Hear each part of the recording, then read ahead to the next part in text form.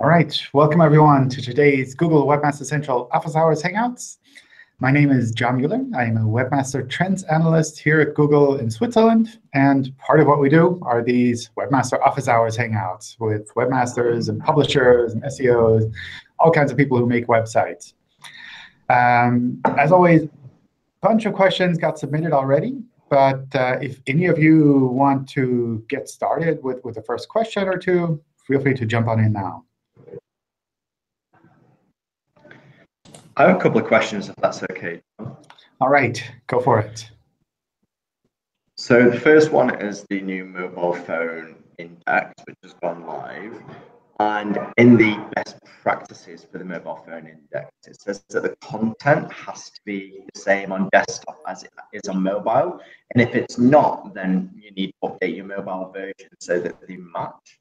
If you have content that is shorter on mobile than desktop, would you receive a penalty for that, or would that go against your rankings, or what's, because I imagine a lot of sites out there have a lot shorter content because of the user experience, and they obviously can condense what they usually have on desktop down.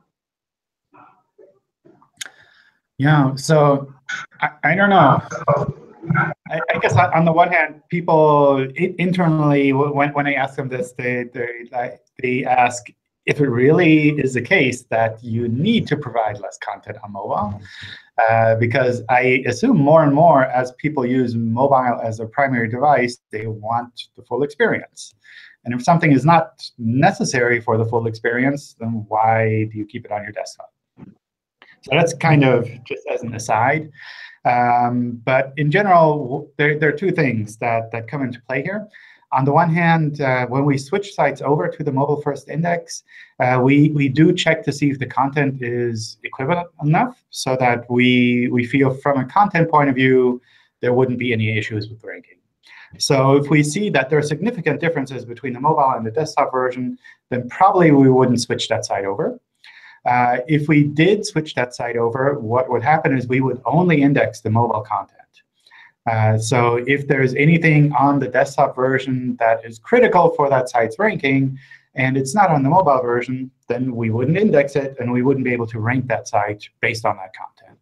So it's not that there's a penalty or that anyone manually looks at these and says, oh, it's like you're missing 5 words here, therefore I'll demote you. It's just those 5 words won't be taken into account for indexing and ranking.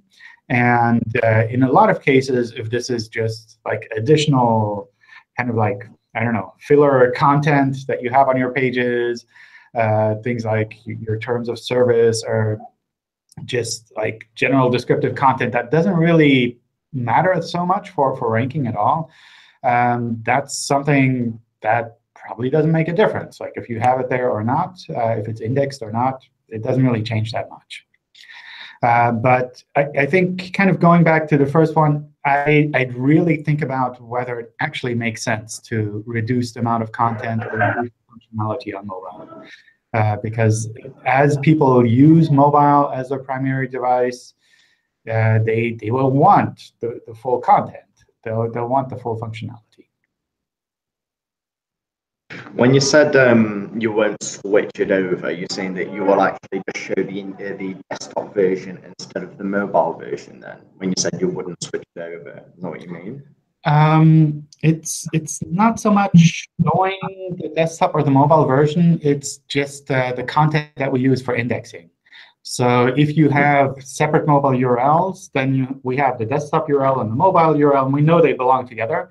But we only index the content once, and we just swap out the URL and show the appropriate one. So that doesn't change with the mobile-first index. It's really just a matter of what content we use for indexing. OK. And my second question is a quick one. There seems to be, I'm going to call it a bounce rate box now. So if you access a website and then you come back around that URL, the title and meta description, there's a kind of people also searched for. Is that just directly related to the phrases? So is that directly relevant to the phrases you search for, or is there more being taken into consideration there? Because the box is now, rather than being at the bottom of the page, it's around the website that you've visited. which seems quite new. So what is that based on? I don't know. A lot of these search features are things that teams within Google are experimenting with to try to figure out what the right approach is, what kind of the thresholds are, where to use content, what kind of signals to use for these things. So especially the newer features, I would assume that they're very much in flux, and people are experimenting and seeing like which way does it make sense to show this to people. How do people actually get value out of this additional information that we provide in search? Okay. Okay. Thank you. Sure. All right. I think someone else wanted to jump in with a question too. Hi, John. Hi. I have a question for a few of our clients. When I check their Google Webmaster Tool account, we got some notification like no index coverage issue. So we got a notification like you have index coverage issue, you need to fix this. Now we are getting this issue because we have added no index tag to some pages which are less important or which don't have too much content. So we don't want Google to index all those pages.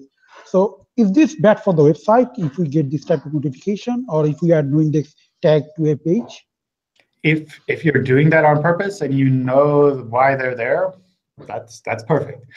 We send out this notification because a lot of people put no index on their pages accidentally, and then we want to make sure that they're aware of this problem so that they can fix it. But if you put that out there on purpose and you say this is how I want it, then that's perfectly fine. Do you think it is better if we remove those pages from the sitemap XML so that Google will not find those pages anyway? We'll probably continue crawling them anyway, just because we've seen them before. I think if you want to remove them from search, then I would also remove them from the sitemap file just to be consistent.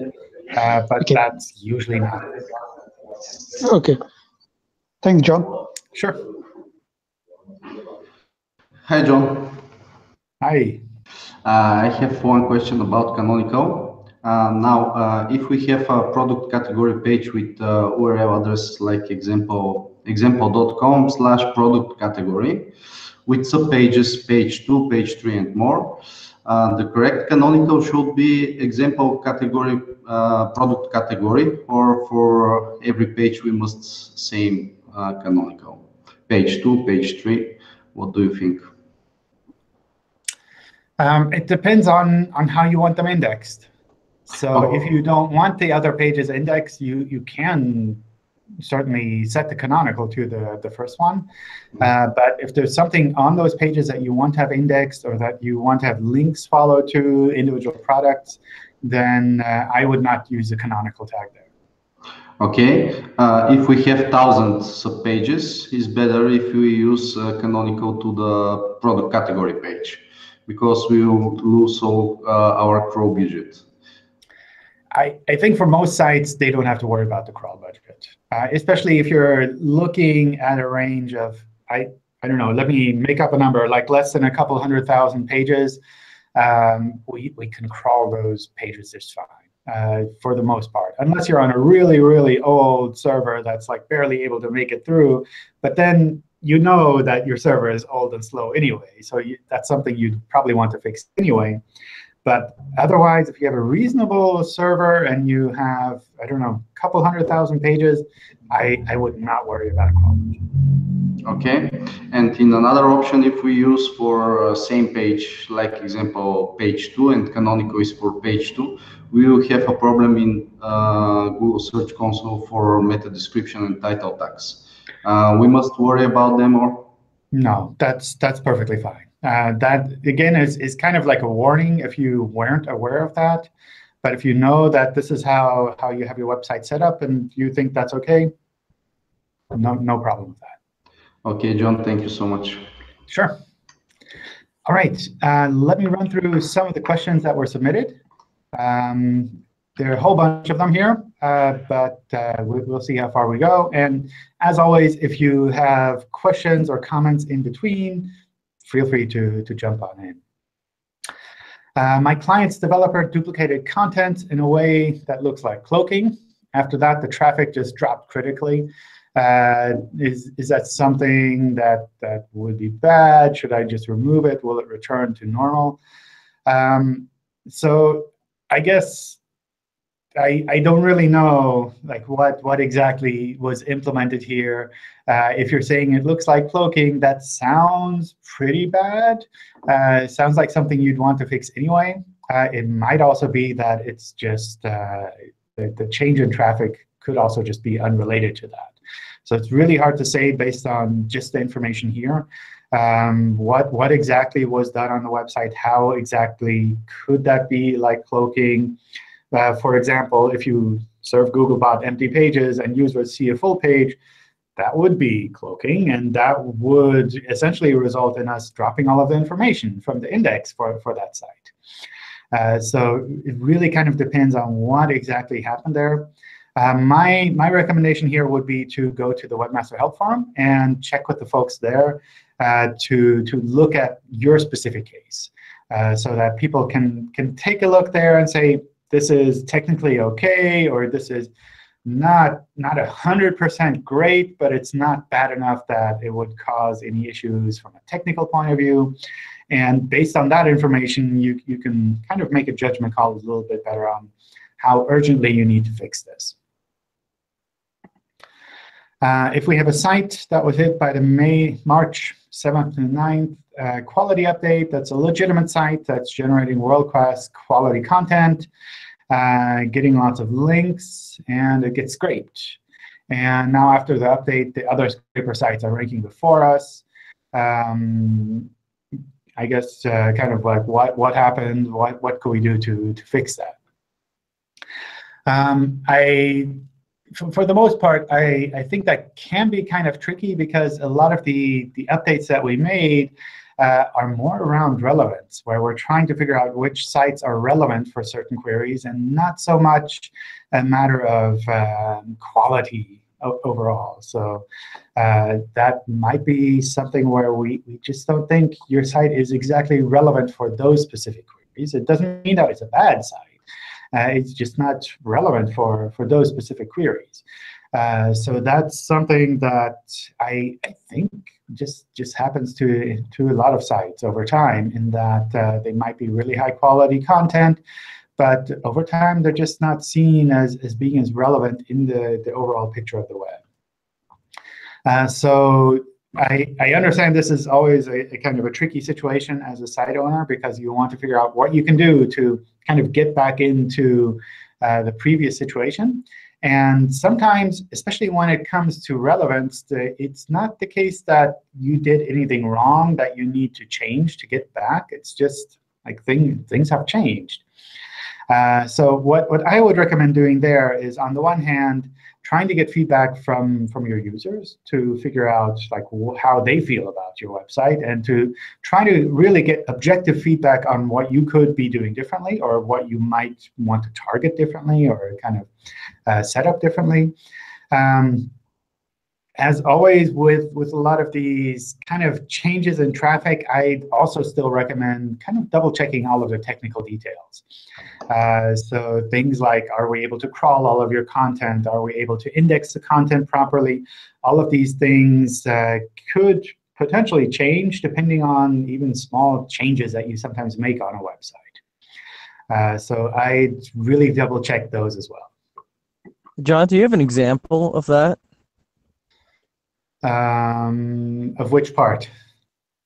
Of a site that would rank for something, and then it was no longer relevant for those queries. I mean, I can think of an example where we had a site and it was ranking for something completely unrelated, and over time that corrected itself. But I'm not sure if that's the best case of kind of what you're describing. I think that can be the case.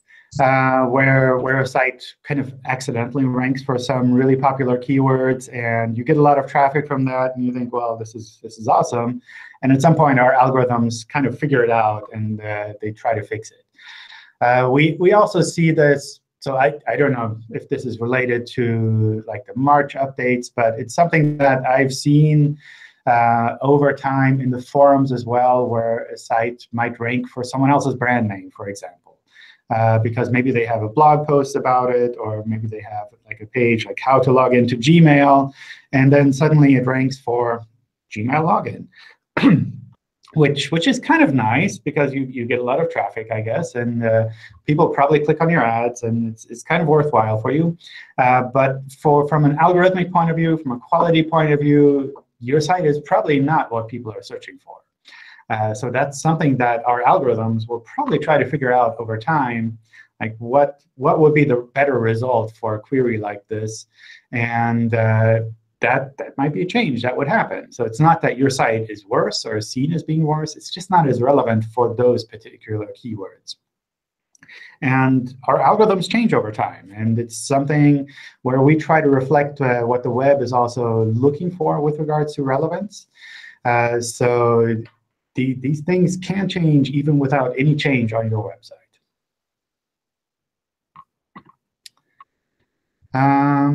Besides the more technical issues that are frequently discussed, such as speeding up a site and making it mobile friendly, what are the most important things business owners should be working towards today, perhaps things they're not doing so well? That's a really broad question. It's really hard to say. So one of the things that I see regularly, especially from small businesses, is that it's sometimes really unclear what the website is meant for, or like what it's meant to target, what people are meant to do when they reach your website. They might have worked together with a designer to make a really nice and fancy website, but you go there and you're like, are they trying to sell me software? Are they offering a service? Do they do consulting? What is it exactly that they want me to do? It's really unclear. So sometimes they'll have, like, I don't know, lots of fancy photos and images on the website, which are more kind of for an emotional attachment to the website and less about the products and services that they sell. So it's not so much a matter of SEO directly, like technical things like speed and having the right meta tags on the page. It's really more about the basics of what do you want to be found for? What do you think people will be searching for where your website, where your business is supposed to be relevant, and how can you make that clear? On the one hand, for users when they go to your website. On the other hand, also for search engine crawlers when they go to your website, then try to figure out, like, where can we recommend the site? So that's really one of the bigger things that I see over and over again. I see that regularly at site clinics when we do them, even for bigger companies. You go to the website and it looks really nice and fancy, but you have no idea what it is they're actually doing and what they would like to rank for. So describing their content as users. So that's useful to know. I think my question was,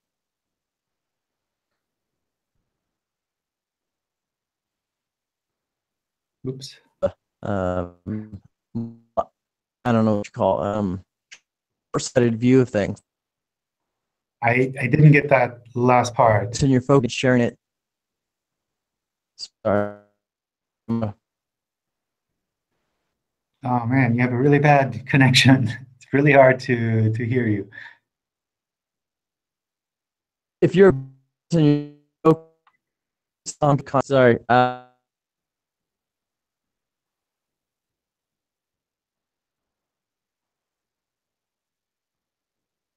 Oh man. Or maybe you can type it into the chat, into a comment. Maybe the connection will get better over time. You can jump in again. Hey, hi, John. On the same line, basically, you wanted to know, like, I mean, when you're saying the message is not really clear on those specific websites, so is it like really necessary to, I mean, to give out those kind of summary, or you can say a little about what services or the product is all about on the specific pages, or you want to like do it on a home page, like, I mean, we are doing certain things and this is something we do, and it's just like good idea to present on our specific pages and telling that this is something we do, and this is a product we're offering on specific page-wise? I think that's totally up to you. If you want to do that on the home page or on the product page, it's really, for a large part, it's a matter of like knowing what we should be able to show your page for. So kind of understanding and thinking about what people would be searching for, where you think your website is really useful for. So that's like so kind of understanding and thinking about what people would be searching for, where you think they go. So essentially, it's about kind of being direct and having understanding on your pages, so that people can recognize what it is that you offer, and search engines can figure out like where should we actually rank this content. A lot of times it'll be easy for us to rank that site based on like the business name. If you search for the business name, we can find you. But you probably want to get like some kind of visitors for, I don't know, what specific activity that you do. And for that, it's not a matter of putting like hundreds of keyword variations on the page. It's just like, I don't know, just a tagline sometimes, or just an extra sentence saying, we do this. And this is our specialty, and we love doing X, Y, and Z for people in this area. That kind of information makes a really big difference. Also, for local businesses, what we sometimes see is they won't list their location. Like they'll be, I don't know, a bakery that makes really fancy cakes, and trying to find their address is really hard. So if you know that they're in the city, then obviously you can find them there. But if you don't know where they're located, you could come to their website and you're like, do they deliver to Switzerland, or do they deliver to this other city? So that's something that you can make really clear on a website, and it doesn't take a lot of work. It's not magic. You can do it with any CMS. Just putting a bit more textual content on those pages makes a really big difference. Thanks, Sean. So, the biggest fight we had mostly with the dev people and product people, basically, whenever we say they said it will not that important, and sometimes it's really hard to make them understand why is it something important to tell about our products and everything. Yeah. OK, let me see. There's something in the chat as well. We changed the domain, configured 301 redirect from the old to the new domain. For more than a year, Google is still showing the site page with the old domain. What can we do to solve that?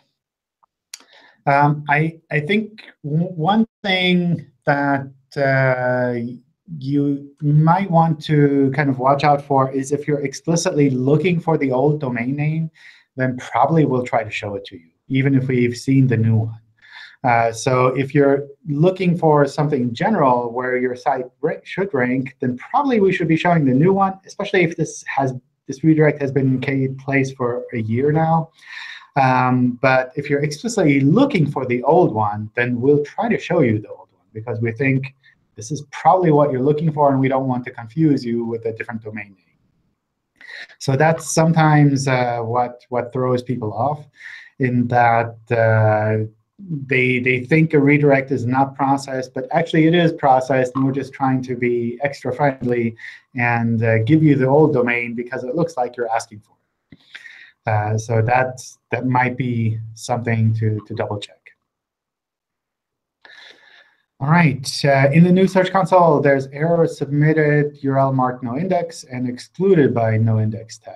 It's pretty confusing, but I guess it all falls under error. I guess it depends on how it was submitted or found. Yes, this is something that we differentiate by source of the URL. Because if we think that you're submitting the URL to us, then we think it's most likely a mistake on your side, because you wouldn't be, on the one hand, saying, here's a URL that Google needs to index, and at the same time saying, oh, but by the way, it's no index. You can't index it, actually. That's kind of almost a sign that you might have a mistake on your side. On the other hand, if it's just a random URL that we found with crawling that has a no index on it, then it's a no index. We don't really need to worry about it too much. It might be something that you put no index on purpose. And this is not so much something that we use for ranking or for figuring out if your website is high quality. Obviously, a no index page is dropped from the index completely. So it's more a matter of, this looks like you're doing you have a mistake, and this looks like we just found a no index, and that could be perfectly fine. Just trying to make it a little bit clearer for you to figure out where maybe there's a mistake and maybe everything is just normal. If a site has generic content, but it provides unique functionality, such as features or other interactive elements, is this enough to be considered original by the algorithms? Some webmaster guidelines hint that it might be OK, but it's not very clear. I think in a case like that, you really want to make sure that your site can stand on its own, that it has enough unique and compelling content so that people, when presented with these different versions of the content, will say, well, this is a site that I would recommend to my friends. It's really the best one of its kind. It provides the most functionality that I actually need to get my whatever it is I want to do.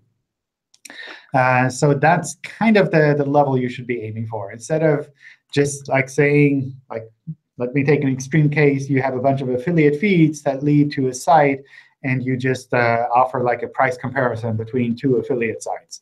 I don't know. That seems like very low effort and not extremely useful. On the other hand, if you take that to the next level and make it such that it's really like a high-quality comparison system where you really see the differences between the different suppliers and why you might want to go here and why you might want to go there, then that's something that does provide a lot of significant value, and people will probably want to recommend that directly.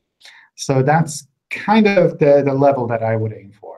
Also, in general, when it comes to websites and kind of the quality of the website, I would not aim for the lowest bar that you can possibly reach just to be acceptable, but rather really aim to be something that is seen as #1 by far.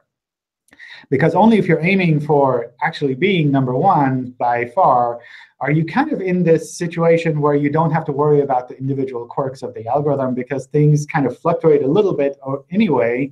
And if you're #10 and sometimes #15, then that could have a really big difference on the visibility of your site. But if you're clearly #1 and you fluctuate between #1 and #2, then it's you're kind of in a comfortable spot, right? So that's what I would aim for there. Not the lowest bar of what you can just get away with, but really try to figure out a way to be the best by far. How to change the site's domain name correctly. The site has not been used in a long time, and as a result, Google has indexed a bad site with duplicate pages without outlinks to other sites. Now we've developed a new site, filled it with content, and we want to launch it on a new domain. How do we do it right? Do I delete the old site? Do we need to change the contacts on the new site? So I guess it kind of depends on your situation here. It sounds like you've kind of left the old site more or less to get stale and obsolete, and you want to move to a new domain with essentially a new website, not really related to the old one.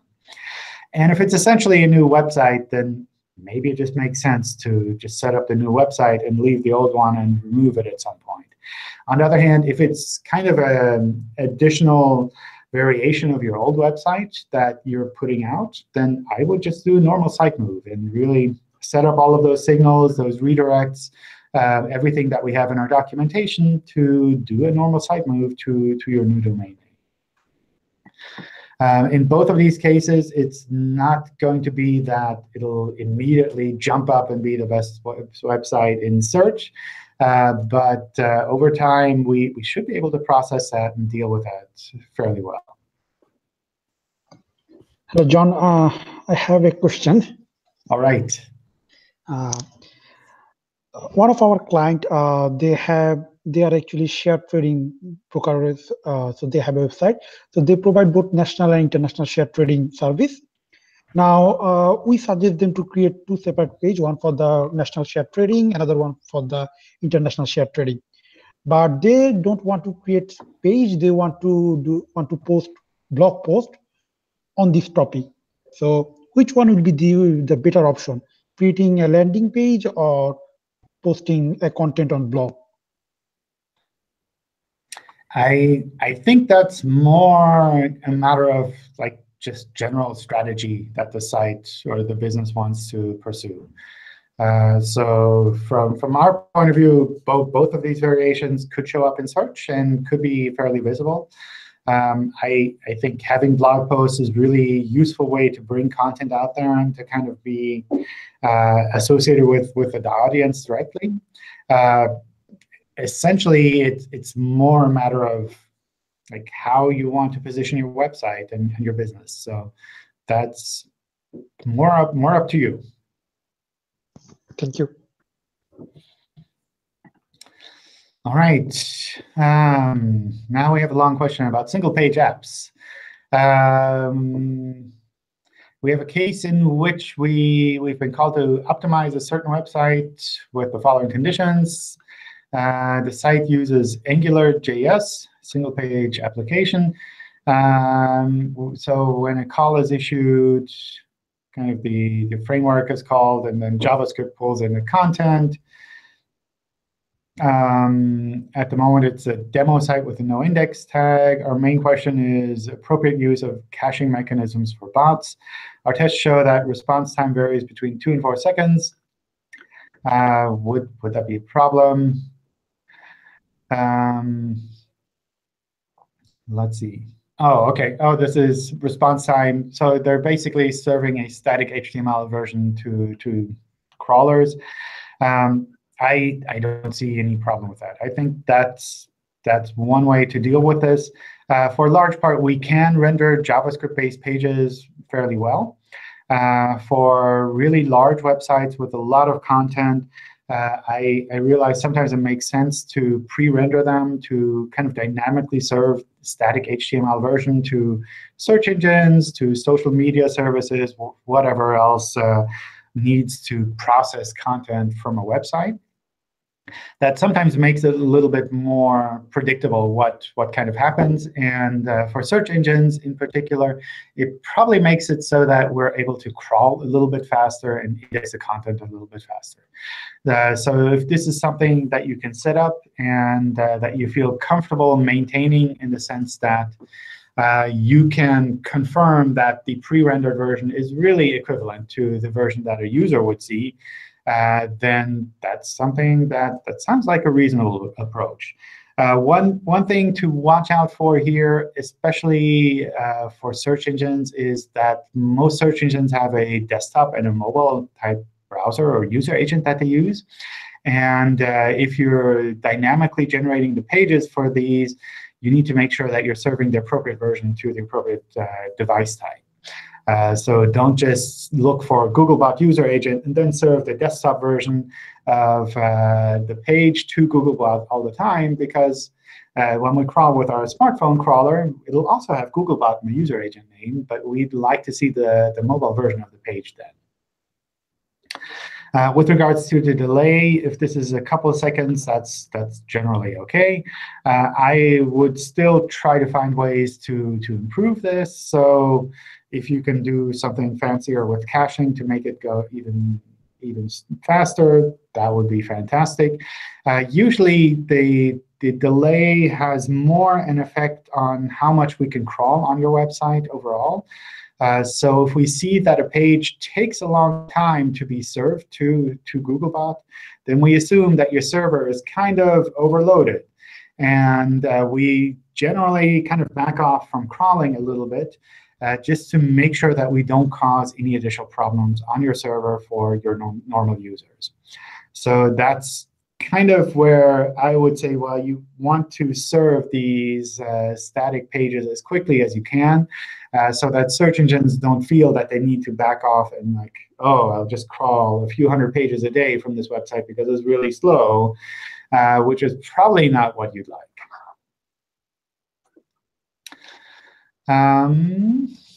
Thank you, John. Sure. This is very important for us. Cool. Yeah, I think it's one of those topics that's going to be more and more important because these frameworks are really, really popular, and you can do really fancy things with them. And getting experience on how to set them up properly is, I think, really valuable, especially for SEOs, because traditionally it's always been like, oh, this website uses JavaScript, it will never be indexed.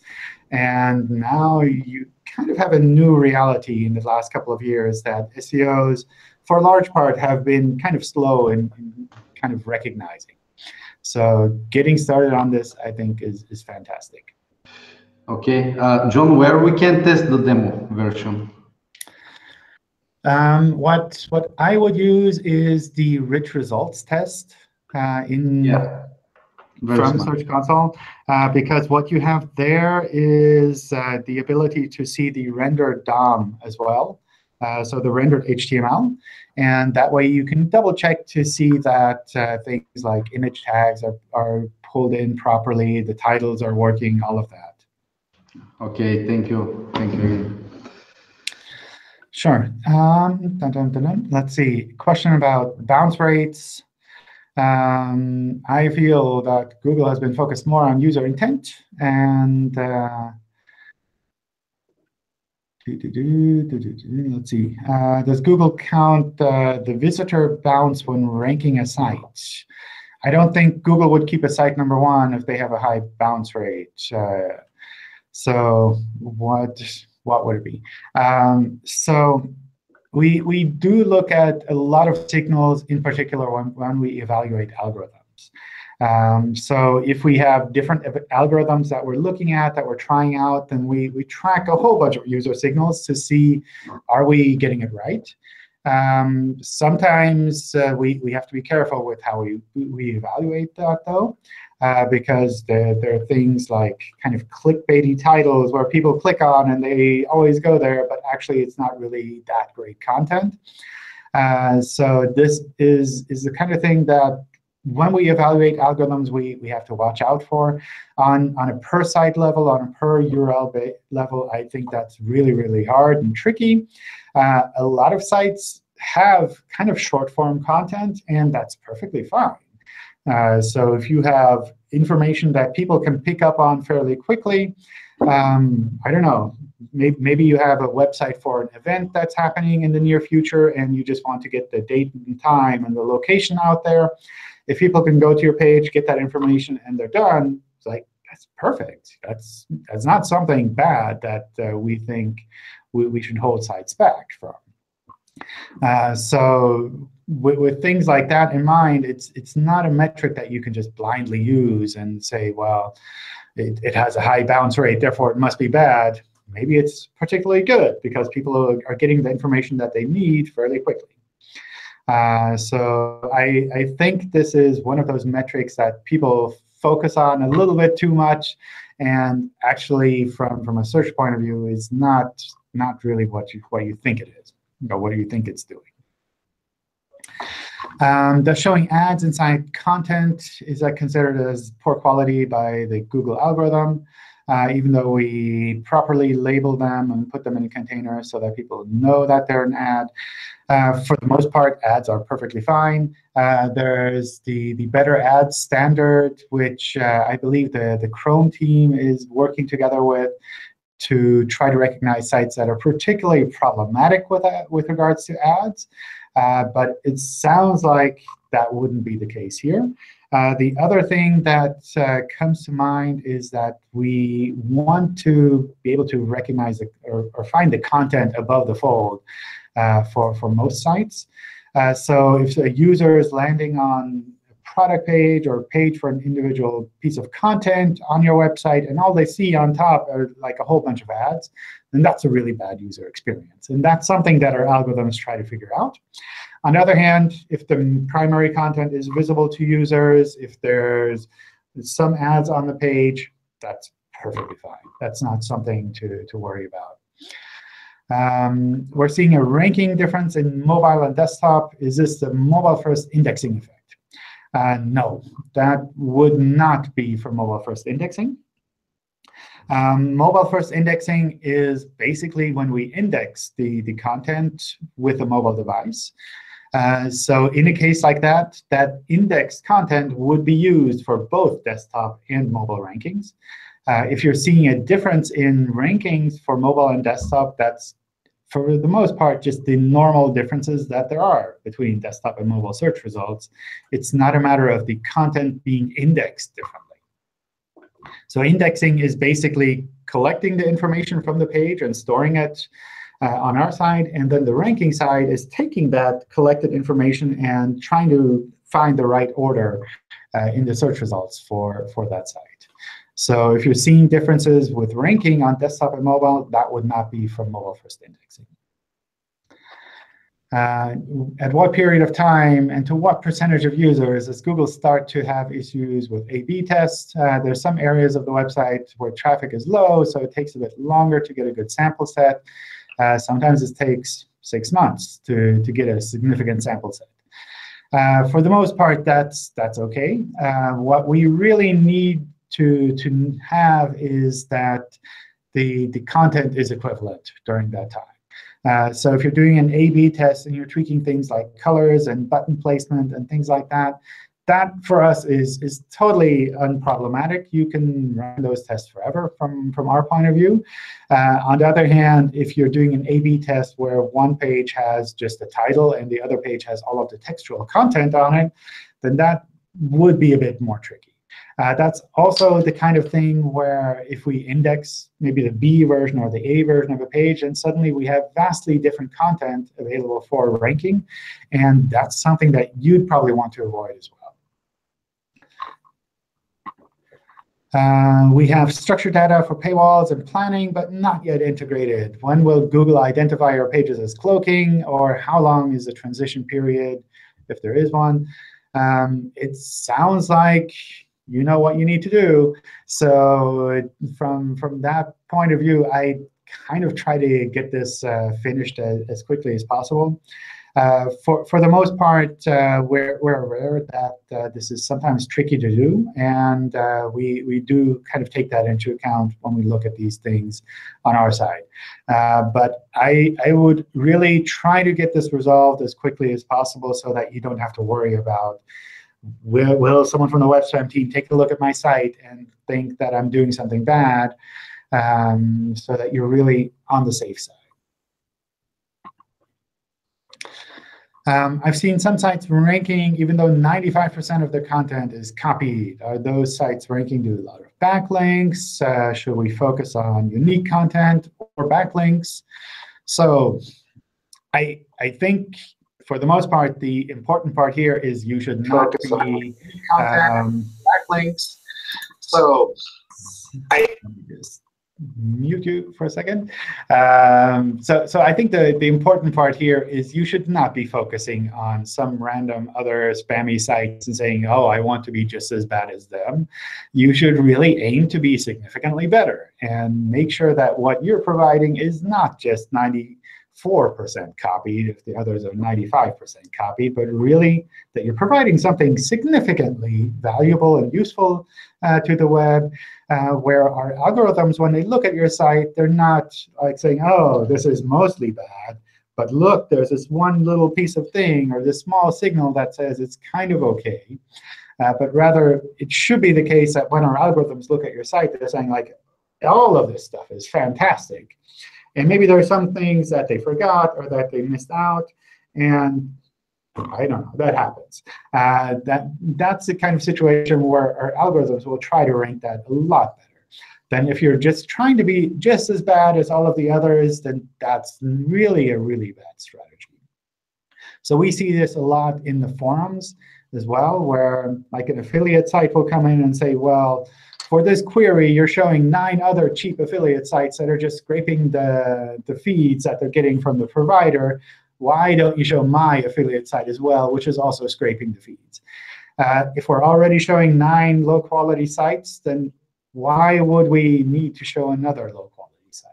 On the other hand, if we're showing 9 low-quality sites and we have this one really fantastic site that we could also show, then that's an argument. That's something that works for our algorithms. And in particular, that works really well for our teams as well, where if we see this kind of situation in the help forum or somewhere else, then we can go to the team and say, hey, for this query, the site that we should actually be showing, we're not showing at all. And they can look at that and say, yeah, you're probably right. We should be showing this for this query. We should be showing this as number 1 because it's clearly the best site of its kind for this query.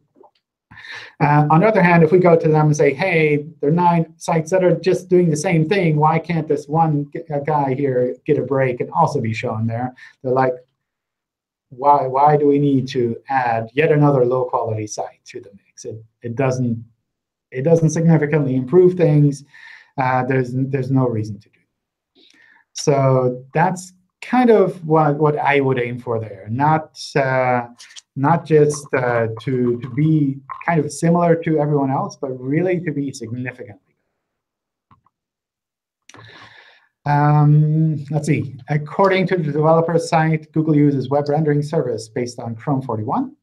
For mobile-first indexing, will that be changed or not? At the moment, we're still using this. I expect over time that we'll switch to kind of a more modern Chrome release schedule. But that's probably still a little bit out. For mobile-first indexing, it'll continue to use kind of the Chrome 41 setup. With regards to page speed, it seems a lot of SEOs and developers get hung up on metrics like time to first byte or DOM complete, possibly because it's easy to report progress. Any comment on that? With regards to speed, we do look at the overall picture to try to figure out what really is happening here with regards to speed. In particular, with the changes that are happening, I think in June or July, with regards to mobile speed, we try to look at a number of different metrics to figure out what is actually relevant here, what isn't so relevant here. Because we know that people like to focus on individual numbers and then try to find ways to optimize those without actually improving things for users. So we want to focus on a variety of different signals to figure out what is actually relevant for these individual sites. I think using tools that pull out individual metrics is a great way to recognize where low-hanging fruit might be, where you can make a significant improvement on your site speed in an easy way sometimes. It's also a really useful way to kind of monitor if your site is still in the range where you'd like to be. That's also really important to do, that you have some kind of automated monitoring setup that tells you when changes that you've made on your site have resulted in significantly slowdowns. And for all of these, you might use any one of these metrics. You might use multiple tools that look at multiple metrics. That's really up to you.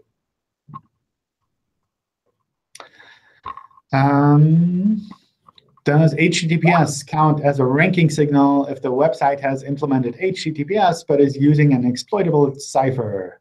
For example, is vulnerable to the OpenSSL padding Oracle vulnerability.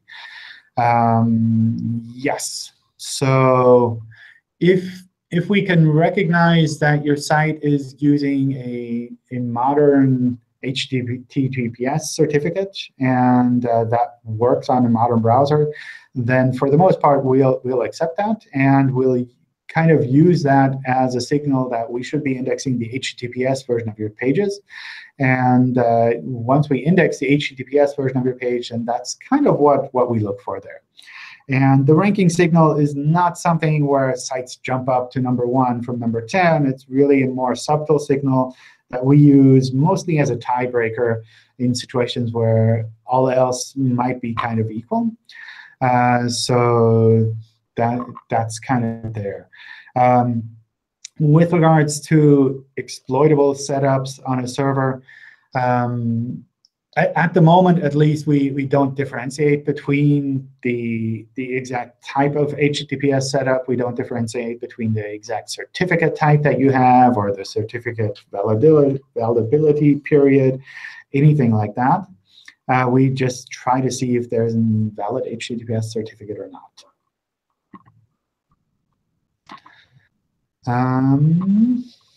Let's see. How does Google treat sites that are created on the basis of a marketplace? The site is hosted on its domain, but has the same template and through a link to the homepage to the marketplace itself. Does this affect the ranking of the site in the market? I'm not really sure how you mean marketplace. It sounds like this might be kind of an affiliate site where you have essentially the same content with your affiliate links, and you're guiding people to the same content. In a case like that, I'd really make sure that your site has significant, unique, and compelling content, so that we can actually recognize that there's a reason to index this page separately. There's a reason to show this page in the search results separately, rather than us to look at it and say, well, it's actually exactly the same as the primary site as well. So we don't really need to index both of these. I have a site with very long content. When I use fetch as render, only 1/3 of the page renders for Googlebot users. Would this affect ranking, or is this something with the scroll bar length? I've seen a few of these cases, and it's mostly just the testing tools have some limits with regards to what they think makes sense to kind of show directly in the tool. And for the most part, that seems to be what people are running into.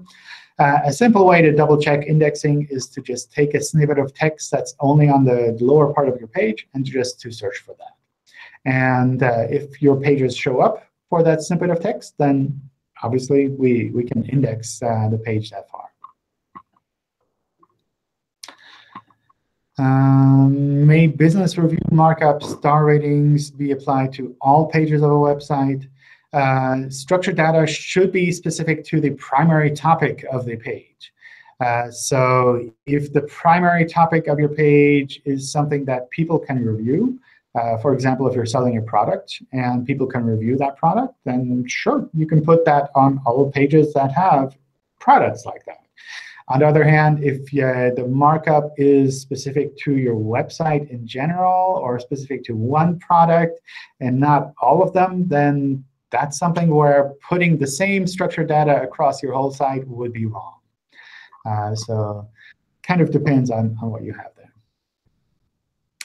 I'm trying to move my website to a different domain. The Google forum is not responding, and we can't move. So you're welcome to kind of drop me a link to your thread, or if you have a thread in the English forum, I can double check there as well. But in general, site moves are really kind of unproblematic in the meantime, in the sense that we can process them fairly well. If you set up the appropriate redirect, if you follow the instructions in our Help Center, then for the most part, these are pretty uneventful. They should just work. How does one optimize to get into software carousels that show up above the search results? Where does Google pull these results from? These show up for all kinds of queries. So I think there are two main things there. On the one hand, there are kind of these general carousels that we sometimes show based on information we've crawled from the web in general. And I believe there are also unique kind of carousels or one boxes that we have for some types of content based on the structured data on the pages. So in particular, I believe for software, we have a kind of a structured data that you can apply to your pages. And with this structured data, we can understand what your pages are about a little bit easier.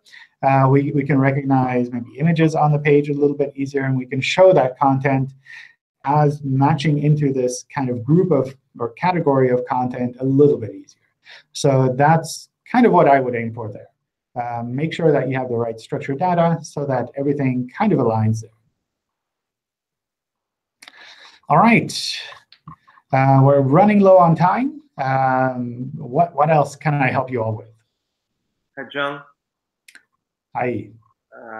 So I found in the White House reports the widget for from Google Chrome that you test the font size on mobile devices, and I wanted to ask you how important is that for SEO, or is it just for user experience? From user experience perspective, important.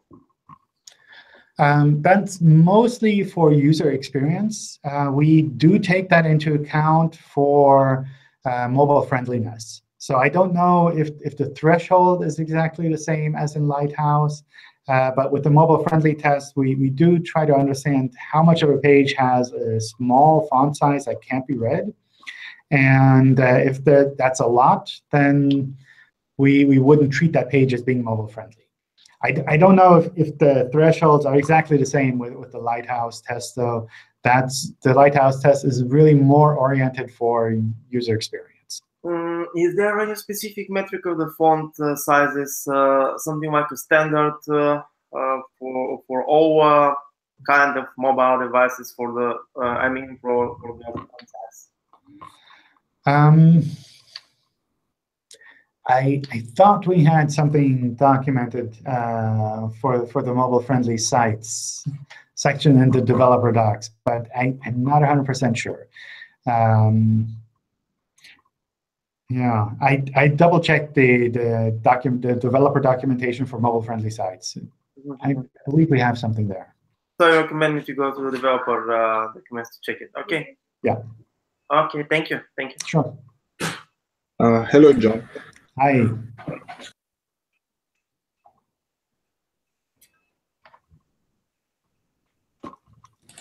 Hey, John. So I have one question regarding this fetches Google. So I have few URLs. When I do this fetches Google, I see sometimes my render view it's coming, not showing my full kind of rendering of the page, but for some of the URLs it is showing full kind of render. So just wondering like why is it happening? For some URLs it is not showing the full render, and for some URLs it's showing full. So how do you mean not showing the full render? What do you see? So there's a two. I'm getting this two view. One is the Google Word, and for the user basically when I just scroll down to that particular window. So I only see one point of time. It's not showing all of the data, but when I'm checking for some other URLs from the same website, but it's showing for the full width kind of data. So that's why I'm wondering like why is it happening? So it's rendering the view, but not like all the way down, or? Yes. Yeah. I don't know. I assume that's just the limitation from the tool with regards to like how high of a viewport we show in that screenshot. So that, from my point of view, wouldn't necessarily be a bad sign. I would just double check the content and try to find a snippet on the lower part of the page and search for that. And if you can find that in search, then that's perfectly fine. All right, fine. Thank you. Hello, John. Hi. Hello. So I want to ask one question about HTML validation issues. Does it really affect site quality? We know that most browser knows how to, correct this problem, but what do you think if you have like a competitor and you have a lot of HTML errors? For the most part, it doesn't matter. So we can deal with a lot of broken HTML because most of the web has broken HTML. You're not alone. but in particular for structured data, if you want to mark things up on a page, it helps a lot to have clean HTML, because then you can really say, this is the section that has the title, and this is the image, and this is the reviews for this product. That makes it a lot easier if you have clean HTML, because you don't have to worry about like the HTML breaking the structured data apart. But for the most part, for normal content pages, if it works in a browser, it should work for Google Bot. Okay. Thank you. Hello. Hi. Hi, John. Hello. Yeah, go for it. Yeah. Okay, John, I have a couple of questions. Do canonical tags pass link juice from one page to another page like redirects do? Sorry, I didn't get the first part. Do Okay. Do canonical tags pass link canonical juice? tags? Yeah. Okay. Pass link juice from one page to another page like redirects do? So with the canonical tag, you're basically saying that two pages are the same, and we combine all of the signals that we have for those pages. So that includes things like PageRank, which people usually call link juice, but yeah. All right. Okay. So another like let's say page A has canonical pointing to page B. So I suppose page A will get de-indexed, right?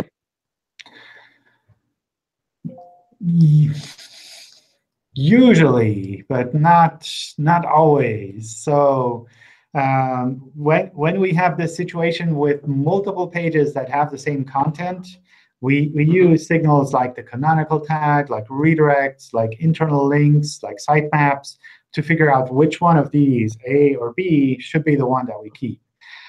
So if everything tells us that A is the one that is the canonical that we should keep, then we'll use A. If there's a mix, that some signals say this one, some signals say that one, then sometimes we'll use this one, and sometimes we'll use the other one. It's not 100% guaranteed. All right.